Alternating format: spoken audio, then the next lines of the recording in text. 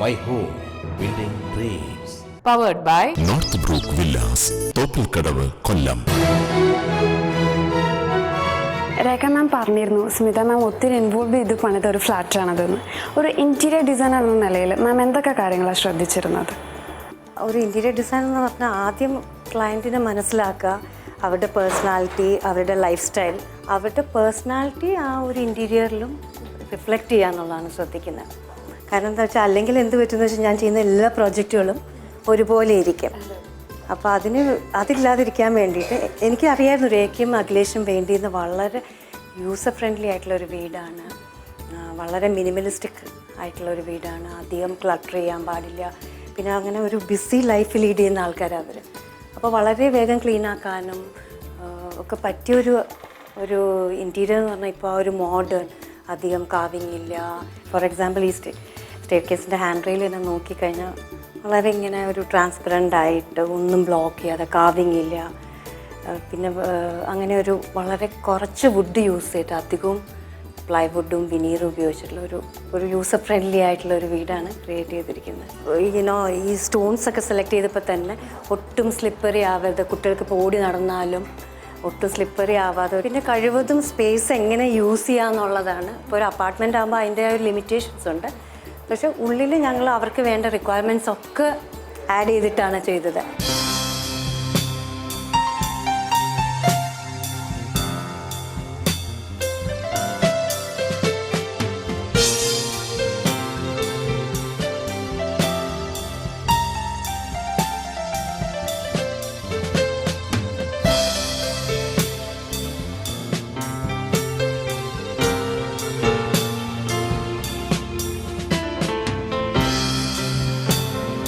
Case plan ചെയ്യുമ്പോൾ അതെല്ലാം ഒരു ഗ്രൂപ്പ് എഫേർട്ടാണ്.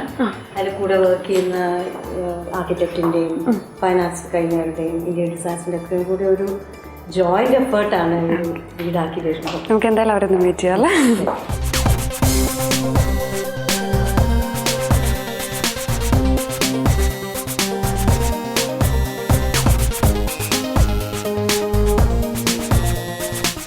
പരിചയപ്പെടുത്തരാം.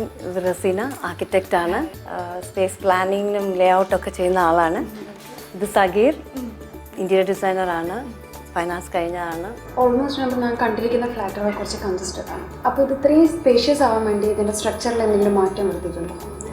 ഇതിലിപ്പോൾ നമുക്ക് ഓഫീസിൽ സ്മിത പറഞ്ഞിരുന്നു ഞങ്ങളോട് ഇങ്ങനെ ഓപ്പൺനെസ് വേണം, അപ്പോൾ എന്തൊക്കെ നമുക്ക് ചെയ്യാൻ പറ്റുമോ അതെല്ലാം നമുക്ക് ചെയ്ത് അവർക്ക് നല്ല കംഫർട്ടാക്കി കൊടുക്കണം എന്ന് പറഞ്ഞിട്ടുണ്ടായിരുന്നു. നമുക്ക് ബിൽഡേഴ്സ് തരുന്ന ഒരു പ്ലാൻ എന്ന് പറഞ്ഞാലും ഒരു ടിപ്പിക്കൽ എല്ലാവർക്കും കൊടുക്കുന്ന ഒരു പ്ലാൻ ആയിരിക്കും. പക്ഷേ രേഖയുടെ ബാക്ക്ഗ്രൗണ്ട് ഇങ്ങനെയാണ്.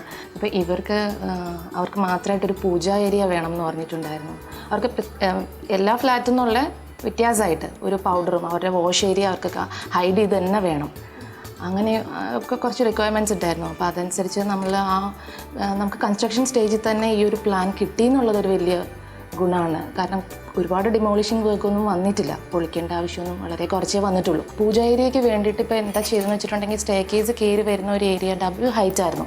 ആ ഒരു ഫോറിന് മെയിൻ എൻട്രി കയറുമ്പോൾ തന്നെ നല്ല ഹൈറ്റിലാണ് ആ വീട്. അപ്പം അത് കുറച്ചും കൂടെ ഒന്ന് കോമ്പാക്റ്റ് ആക്കാനും പൂജയ്ക്ക് ഒരു സെപ്പറേറ്റ് ഏരിയ എടുക്കാനും കൂടെ വേണ്ടിയിട്ട് നമ്മൾ ആ ഒരു ഫ്ലോർ തന്നെ ചെറുതായിട്ട് ക്രിയേറ്റ് ചെയ്തു. പിന്നെ മാക്സിമം ലിവിങ് ഡൈനിങ് ആണെങ്കിലും ഫുൾ ഓപ്പൺ ആക്കി. ബാൽക്കണി, ചെറിയ ഒരു ബാൽക്കണി മാത്രമേ ഉണ്ടായിരുന്നുള്ളൂ, പക്ഷെ അതെല്ലാം ഫുൾ ഓപ്പൺ ആക്കി കുറേ കൂടെ സ്പേഷ്യസ് ആക്കി.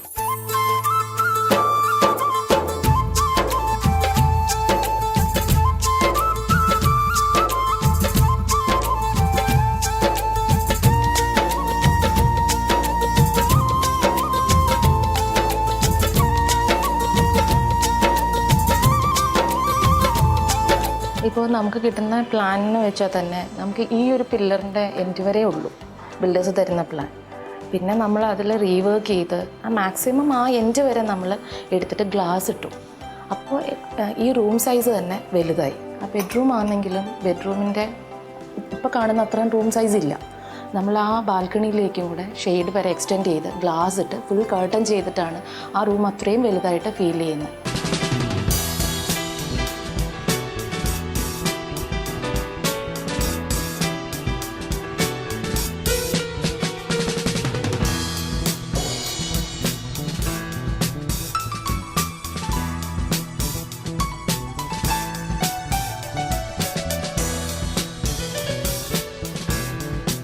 ഇത്രയും വലിയ ഏരിയ നമ്മൾ കൺജസ്റ്റഡ് ആക്കാണ്ടിരിക്കാൻ വേണ്ടി ഒരു ബ്ലാക്ക് ആൻഡ് വൈറ്റ് കോമ്പിനേഷനാണ് ക്ലയൻറ്റ് പറഞ്ഞത്.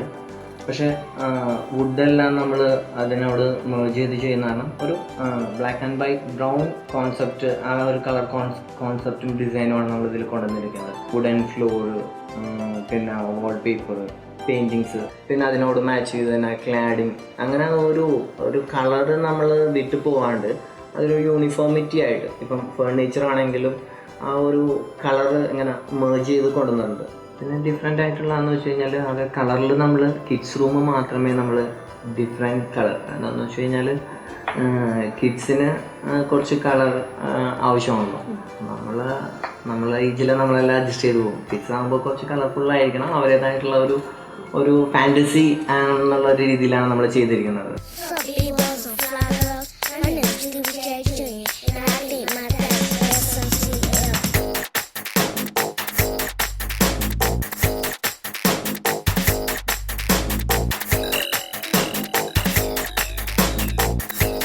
അതേപോലെ എനിക്ക് പ്രത്യേകത തോന്നിയ ഒന്നാണ് സ്റ്റെയർക്ക്.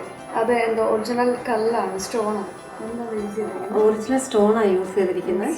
പക്ഷെ അതൊരു സെമി പോളിഷ് ഫിനിഷാണ്, അപ്പോൾ അങ്ങനെ സ്ലിപ്പ് ചെയ്യാതിരിക്കാനും, പിന്നെ 2 കളർ ടോൺ ആണെങ്കിൽ ലൈറ്റ് കുറവാണെങ്കിൽ പോലും ആൾക്കാർക്ക് ക്ലിയർ ആയിട്ട് കാണാൻ പറ്റും. പിന്നെ കയറി വരുമ്പോൾ ആദ്യം കാണുന്ന ഏരിയ സ്റ്റെയർ കേസാണ്. സ്റ്റെയർ കേസ് എന്ന് പറഞ്ഞാൽ എല്ലാ വീട്ടിലും ഇങ്ങനെ ഒരു വലിയൊരു ഹ്യൂജ് സാധനമായിട്ടാണ് നിൽക്കുന്നത്. ഇവിടെ ഇതൊരു വളരെ സിമ്പിളായിട്ട് അതിനെ ഹൈലൈറ്റ് ചെയ്യാൻ വേണ്ടിയിട്ട് ആ വോളിലെല്ലാം ക്ലാഡിങ് ചെയ്ത് കൊടുത്തിട്ടുണ്ട്. അതുകൂടാതെ അതിൻ്റെ ഹാൻഡ് റെയിലും വളരെ സിമ്പിളായിട്ട് ഇതിനൊരു വലിയൊരു ബൾക്കി സാധനമായിട്ട് ക്രിയേറ്റ് ചെയ്യാതെ കൂടുതൽ ഫോക്കൽ പോയിൻ്റ് ആ വോളിലുള്ള ക്ലാഡിംഗ് ഒക്കെ ആയിട്ടാണ്. വോളിലെ ക്ലാഡിങ് എല്ലാം നാച്ചുറൽ സ്ലേറ്റ് സ്റ്റോണാണ് ഉപയോഗിച്ചിരിക്കുന്നത്. മറ്റൊരു പ്രത്യേകത എന്ന് വെച്ചാൽ ഇതിൻ്റെ ഫ്ലോറാണ്.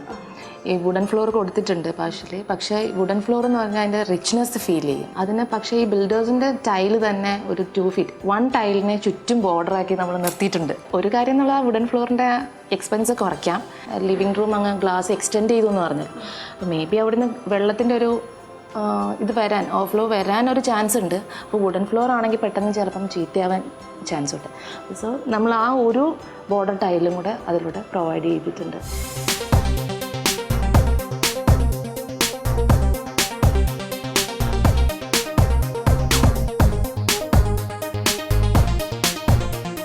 ഇന്റീരിയർ ഡിസൈനേഴ്സിന് ഒരു പ്രോജക്റ്റ് ഏൽപ്പിക്കാന്ന് വെച്ചാൽ എല്ലാവരുടെയും ഇപ്പോഴും ധാരണയുണ്ട് അത് കോസ്റ്റ് കൂടും.